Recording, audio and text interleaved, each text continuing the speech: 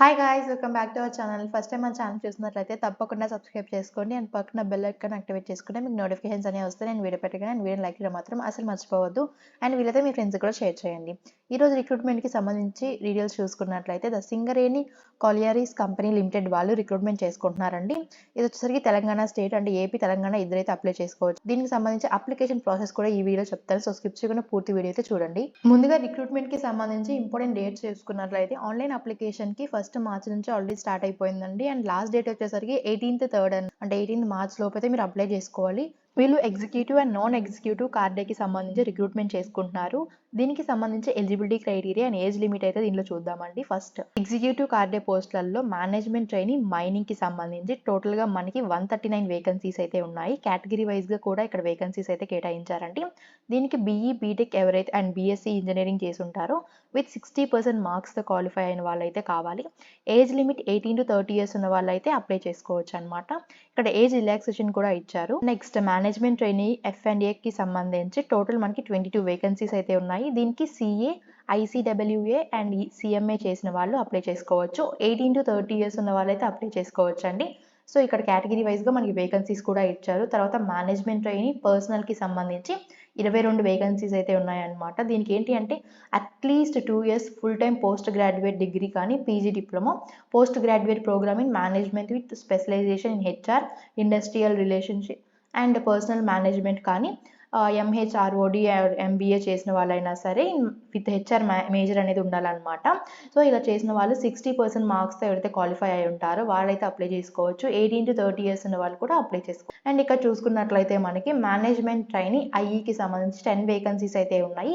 దీంట్లో BE BTech BSc engineering చేస్తుంటారు కదా 60% మార్క్స్తో వాళ్ళైతే అప్లై చేసుకోవచ్చు అనమాట.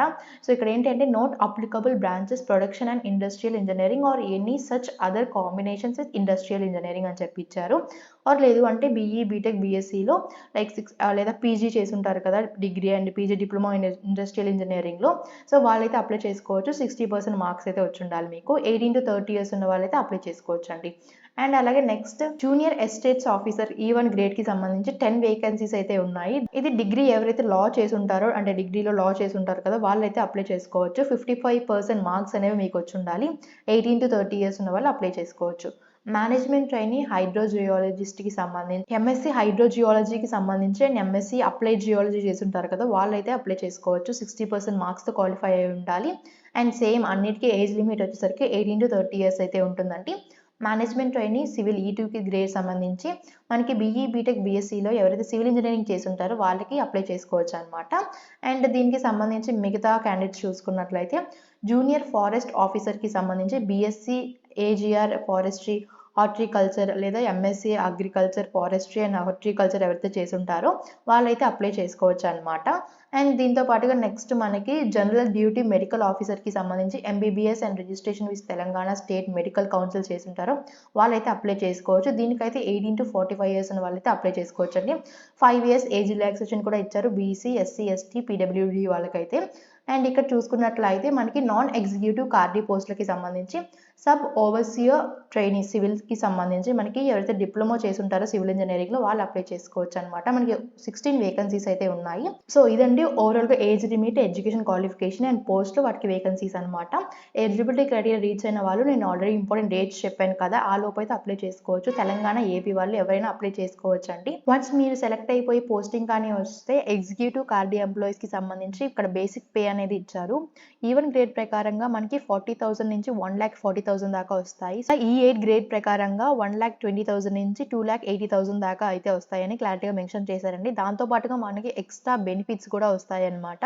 లైక్ చాలా బెనిఫిట్స్ అయితే ఇచ్చారు. Contributory coal mines provide fund అని అండ్ అలాగే contributory coal mines pension facility SCCL executive defined constitution pension scheme 2007. So మనకి మెడికల్ అండ్ ఇన్సెంటివ్స్ అని ఎడ్యుకేషన్ ఫెసిలిటీస్ అని రకరకాలుగా ఇచ్చారనమాట ఇక్కడ బెనిఫిట్స్ అయితే. అండ్ అలాగే నాన్ ఎగ్జిక్యూటివ్ కార్డీ ఎంప్లాయీస్కి సంబంధించి మనకి A1 గ్రేడ్ ప్రకారంగా 71,000 నుంచి అయితే స్టార్ట్ అవుతుంది బేసిక్ పే అనేది. ఇక్కడ కేటగిరీ వైజ్గా కూడా ఇచ్చారనమాట. దీంతో పాటుగా ఎక్స్ట్రా చాలా యాడ్ ఆన్ బెనిఫిట్స్ కూడా ఇచ్చారు. మనకి ఇక్కడ చూసుకున్నట్లయితే LTC home town and LLTC Bharat బ్రాహ్మణ్ యాజ్ పర్ ఎలిజిబిలిటీ అని ఇచ్చారు. అండ్ అలాగే మనకి 1 free free LP gas cylinder per month అయితే ఇస్తున్నారండి. మనకి extra bonus, annual increment, special allowances ఇలా చాలా అయితే మనకి బెనిఫిట్స్ అయితే ఇస్తున్నారనమాట.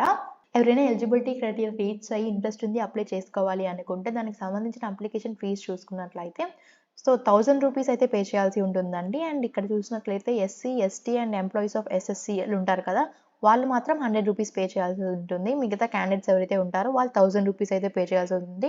దీనికి బోత్ మెయిల్ అండ్ ఫీమేల్స్ ప్రతి ఒక్కరైతే అప్లై చేసుకోవచ్చు. నోటిఫికేషన్లో జనరల్ ఇన్స్ట్రక్షన్స్లో మనకి కొన్ని ఇన్స్ట్రక్షన్స్ ఇచ్చారండి. దాంట్లో మెయిన్గా మనకైతే తెలుగు వచ్చి ఉండాలన్నమాట. సో తెలుగు వచ్చిన ప్రతి ఒక్కరైతే అప్లై చేసుకోవచ్చు దీనికి. సో చాలా మంచి అవకాశం అండి. ఎక్కువ పోస్టులు కూడా ఉన్నాయి కాబట్టి సో ప్రతి ఒక్కరైతే అప్లై చేసుకోండి ఎవరైతే క్రైటీరియా రీచ్ అవుతారో. ఇక్కడ 95% లోకల్ వాళ్ళకైతే రిజర్వేషన్ ఇచ్చారండి. తెలంగాణ స్టేట్లో డిస్ట్రిక్ట్స్ ఉంటాయి కదా, పర్టికులర్ డిస్ట్రిక్ట్స్ వాళ్ళకైతే 90% రిజర్వేషన్ అనమాట. ఆ డిస్ట్రిక్ట్స్ ఏంటి అంటే Komarambheem, Asifabad, Mancherial, Peddapalli, Jayashankar, Bhupalpally, Mulugu, Adilabad, Nirmal, Jagtial, Karimnagar, Rajanna Sircilla, Kothagudem, Bhadradri, Khammam, Mahabubabad, Jangaon, Warangal rural and Warangal urban అనమాట. మిగతా 5% వచ్చేసరికి అన్రిజర్వ్డ్ క్యాండిడేట్స్ అని చెప్పి ఇక్కడ క్లియర్ గా మెన్షన్ చేశారనమాట. దీని సెలక్షన్ ప్రాసెస్ అయితే మనకు ఒక ఎగ్జామినేషన్ అనేది కండక్ట్ చేస్తారండి. దాన్ని బట్టి సెలక్షన్ అయితే చేసుకుంటారు. ఇక్కడ కేటగిరీ వైజ్ గా సో ఏ పోస్ట్ కి ఎట్లా ఎంత మార్క్స్ రావాలి అని చెప్పి ఇక్కడ క్లియర్ గా మెన్షన్ చేశారు. ఓఎస్, ఈడబ్ల్యూఎస్ వాళ్ళకైతే 40% అయితే రావాలి.